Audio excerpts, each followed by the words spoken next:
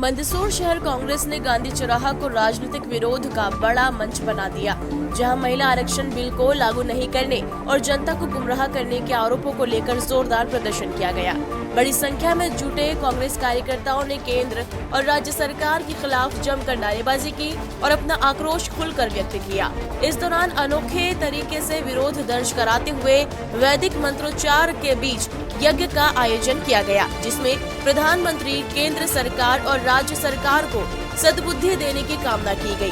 कार्यक्रम में मौजूद नेताओं ने सरकार पर वादा खिलाफी और महिलाओं के अधिकारों की अनदेखी का आरोप लगाते हुए कहा कि ये आंदोलन तब तक जारी रहेगा जब तक महिला आरक्षण बिल को पूरी तरह लागू नहीं किया जाता। आयोजन के दौरान राजनीतिक माहौल के बीच कार्यकर्ताओं का उत्साह चरम पर दिखा, जिससे क्षेत्र में हलचल का माहौल बना रहा और आम जनता का ध्यान भी इस प्रदर्शन की ओर आकर्षित हुआ।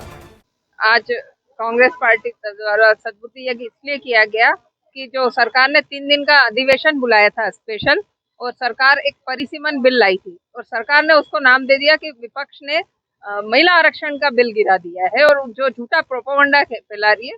तो आज हमने माँ सरस्वती से सद्बुद्धि करके उनसे प्रार्थना की कि विपक्ष को ये जो झूठ फैलाया जा रहा है विपक्ष के खिलाफ, तो प्रधानमंत्री जी को ये याद दिला दिया जाए कि महिला आरक्षण जो बिल है वो 2023 में पास हो चुका है और उस वक्त विपक्ष ने ये मांग की थी कि इसको 2024 के इलेक्शन से लागू कर दिया जाए, और सरकार ने वो लागू तो नहीं किया। और अब ये फैला रही है कि कांग्रेस और विपक्षी पार्टियां जो हैं वो महिलाओं का सम्मान नहीं करती और उन्हें उचित स्थान देना नहीं चाहती है, जबकि सच्ची ये है कि बीजेपी में आज जितने मंत्री हैं, जितने लोग हैं, आप अधिक महिला अपराध में उनका नाम सबसे ज्यादा आ रहा है।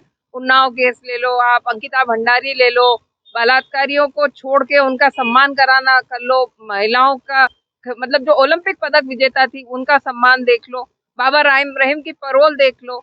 तो सम्मान हम ये बीजेपी को ये याद दिलाना चाहते हैं, प्रधानमंत्री को और उनको, कि वो ये बलात्कार जो महिलाओं के लिए अपराध कर रहे हैं उन लोगों को पार्टी में रखने से महिलाओं का सम्मान नहीं होता है, महिलाएं उससे आहत होती है। तो विपक्ष ने तो जाति जनगणना के बाद परिसीमन के बाद मांग की थी परिसीमन की, पर सरकार जाति जनगणना करना नहीं चाहती और सरकार महिलाओं का उचित सम्मान देना नहीं चाहती है। परिसीमन बिल जो लाई थी उसमें खामियां ये थी कि उसमें दक्षिण भारत की और पूर्व भारत की आवाज कम हो जाती, उनका महत्व खत्म हो जाता, तो लोकतंत्र में सबकी आवाज समान रहे, इसलिए विपक्ष ने उसका विरोध किया था। तो सरकार को चाहिए कि 543 सीटों में ही 33% आरक्षण कर दे, जो भारतीय नारी वंदन अधिनियम लाई थी सरकार, उसको लागू कर दे। तो हमने भगवान से आज ये प्रार्थना की कि उनको सद्बुद्धि दे और उनका झूठ जो है वो बोलना जो वो बंद कर दे।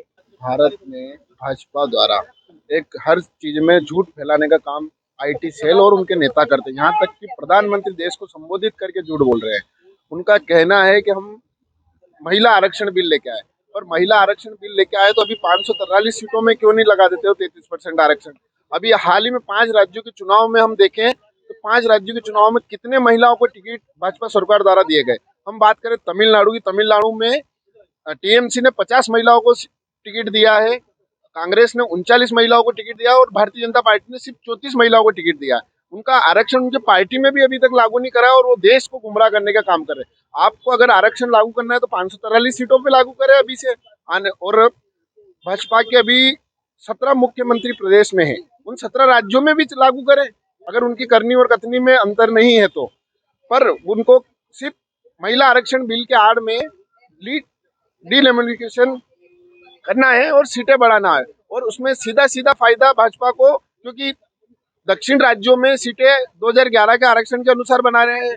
और दक्षिण राज्य में एक पढ़े लिखे एजुकेशन लोगों को जब हमने शिक्षा दी कि जनसंख्या नियंत्रण कानून भी लाया गया है, तो उन्होंने उस चीज को अपने साथ निभाया है दक्षिण भारत ने। तो उस अनुसार अब सीटों में अब सीटें बढ़ा रहे हैं, वहां तक ठीक है, आरक्षण भी दे रहे हैं वो भी, पर उनमें अगर महिला आरक्षण 33% दे रहे तो ओबीसी एसटी एससी महिलाओं के लिए कोई आरक्षण नहीं है।